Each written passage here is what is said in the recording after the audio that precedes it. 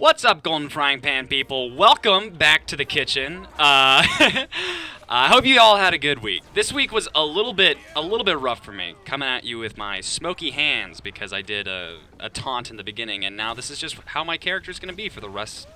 We'll just call it an unusual, right? That's what it is.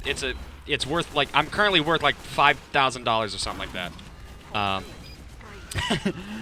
Yeah, I hope you guys had a good week. It was a little bit rough for me. So boring. I want to say that. It was really, really boring. I know I had my whole thing about boring, but no, I did happen upon... I remembered something this week, an interesting story. Don't we love science, guys? I'm about to take you all back to school.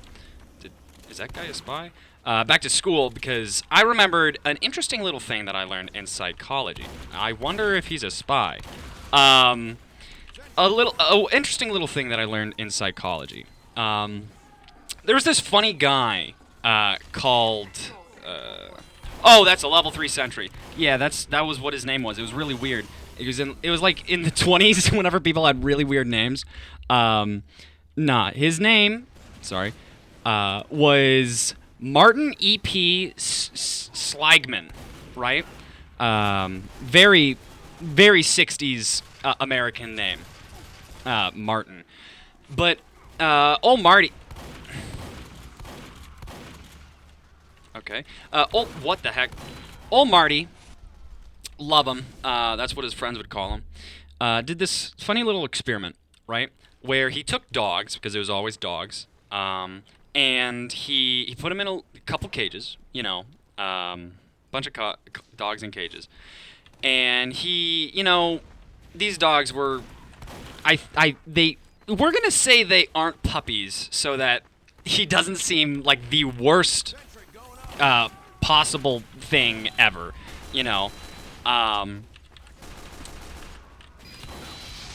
But they were dogs, right?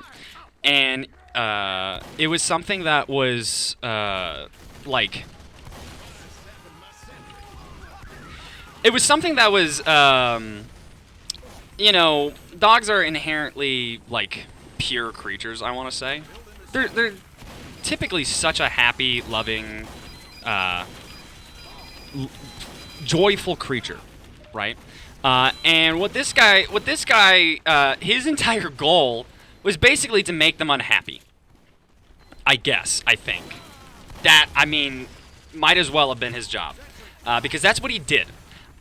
Every single day, he would just shock them. Just give them little zzz, zzz, all throughout the day. Just shocking them, because why not? And as time went on, naturally at the beginning, they were pretty chill. They were like, hey, this is messed up, but they would kind of bounce back. But as time went on, right, as time went on, they kind of slowed down a bit. They got to a point where they no longer... Oh, that's unfortunate. They no longer really fought it. Because they didn't feel like they could. And this is really messed up and very ethically bad, if you couldn't tell. Actually, I'm pretty sure it's illegal to do that sort of experiment now.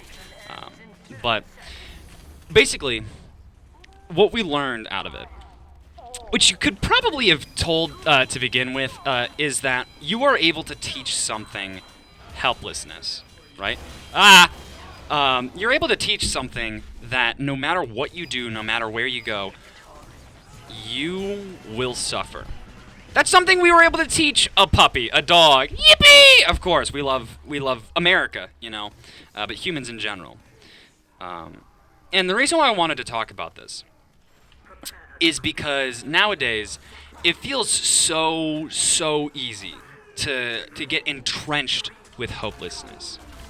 It feels almost mandatory sometimes to feel like you can't do anything, right? That's not a unheard of problem, especially within the youth of nowadays. most of the time, whenever they talk about enacting change or doing one thing or another that's difficult, they just feel like they can't. You know, how can I, you know, cause any semblance of change whenever ow, holy crap, whenever, you know, there are millionaires and billionaires that will catch the ocean on fire. Why should I try? You know, why should I try? We get so filled with this sense of dread and this sense of loss. It's very common. It's very sad, but it's very common, right? Everybody will always have something that goes wrong in their life, you know.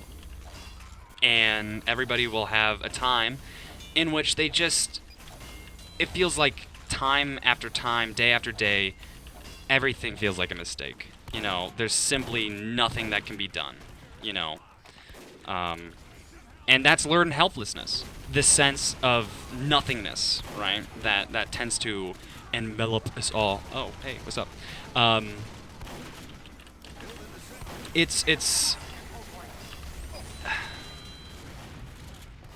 It's pain and misery and anguish just continuously. That was not supposed to happen. It's the pain and misery and anguish continuously repeated to the point where it's just ingrained within the fabric of your soul, where whenever you go into a scenario, you just predict the outcome. I don't want to say it's nihilism, because that's not entirely what it is, right? To be nihilistic is to expect the worst. To be hopeless is to feel the worst, right? It's to bring upon this dread into... That was really unlucky for him. And him too. Into your sense of being, right? It is to be entirely enveloped in a lack of hope. Hope is not easy. Hope is something that we all want to believe in. It's this ideal, right? This ideal that more often than not, we feel like it's gone, right? It feels impossible to hope sometimes. Not sometimes, very often. Come on, buddy. Very often it feels like hope. Not only is it just delusion, it's honestly unethical. Nah, bro, you ain't doing that. You know, how am I supposed to be hopeful over, you know, Bro, I am on a roll right now. How am I supposed to be hopeful that things are going to get better whenever all the people that have power have specifically made it so that they can't, right? How am I supposed to do that? How am I supposed to believe in change whenever those that are most best equipped to do it don't? That is completely unlogical, right? It's entirely unrealistic. But that's the best thing about hope. It doesn't need to be realistic. You know, there's this sense of forced helplessness because we know that things will not be necessarily as they should be, right? Things could be better. Yes, 100%. I agree.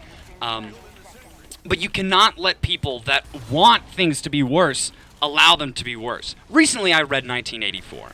I think I talked about me reading it, earlier, and I finally finished it. It was kind of funny because 1984 is in like 3 different segments, and the first 2 segments, it took me like 2 to 3 months to finish those first 2 segments, and the final one I did in a day. And anyone who read 1984 will know exactly why that was, because it's just how it is, you know?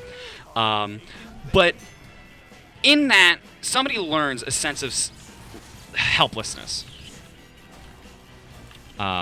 They learn to be without. And it's tragic, right? But you wouldn't have this video if I never stopped trying. This took me like 5 times to make, all right? There were so many bad things that happened. It was just bad matches and stuff like that. But hope is the best commodity that any person can have. So make sure to keep it. And I hope you guys have a good week. See ya.